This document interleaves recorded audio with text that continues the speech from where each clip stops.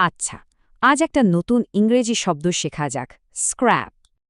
ধরুন কোনো খেলনা ভেঙে গেল বা কোনো প্ল্যানার কাজে লাগছে না, তখন কি করা হয়? এই স্ক্র্যাপ শব্দটার কিন্তু দুটো দারুণ মানে আছে। চলুন আগে প্রথমটা দেখি। যখন স্ক্র্যাপ একটা কাজ বোঝায় তখন এর মানে হলো কোনো কিছু বাতিল করে দেওয়া। যেমন ধরুন বৃষ্টির কারণে পিকনিকের প্ল্যানটা বাতিল করতে হলো, এটাকে বলা যায় প্ল্যানটা স্ক্র্যাপ করা হয়েছে। কিংবা ধরুন কোনো কোম্পানি তাদের পুরনো সফটওয়্যারটা আর ব্যবহার করবে না, মানে তারা ওটা স্ক্র্যাপ করে দেবে। এর মানে প্রস্তাবটা অনেকেই পছন্দ করেনি, তাই সেটা বাতিল বা স্ক্র্যাপ করা হয়েছে।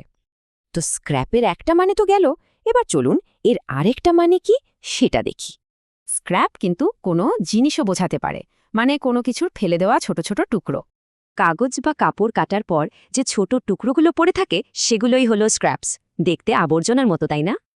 আচ্ছা, একটা ছোট্ট গল্প শুনলে পুরো ব্যাপারটা পরিষ্কার হয়ে যাবে। গল্পটা রিনাকে নিয়ে। রিনা তার স্কুল প্রজেক্টের জন্য একটা দারুণ রোবট বানাতে চেয়েছিল, আর সেটার জন্য একটা বেশ জটিল প্ল্যানও করেছিল। কিন্তু পরে দেখল প্ল্যানটা বড্ড বেশি কঠিন, তাই তাকে আগের প্ল্যানটা স্ক্র্যাপ করতে হলো, মানে বাতিল করতে হলো। মন খারাপ করে সে পুরনো জিনিসের মধ্যে এক বাক্স ধাতুর স্ক্র্যাপস, মানে ছোট ছোট টুকরো খুঁজে পেল। আর তখনই তার মাথায় একটা নতুন বুদ্ধি এলো। ওই স্ক্র্যাপসগুলো দিয়েই সে একটা চমৎকার রোবট বানিয়ে ফেলল। তাহলে ব্যাপারটা কি দাঁড়ালো? রিনা প্রথমে তার প্ল্যানটা স্ক্র্যাপ করল, যেটা একটা কাজ। তারপর সে কিছু স্ক্র্যাপস বা জিনিস ব্যবহার করল। তাহলে আরেকবার সংক্ষেপে দেখে নেওয়া যাক। স্ক্র্যাপের দুটো মানে, একটা হলো বাতিল করা, আরেকটা হলো ছোট টুকরো।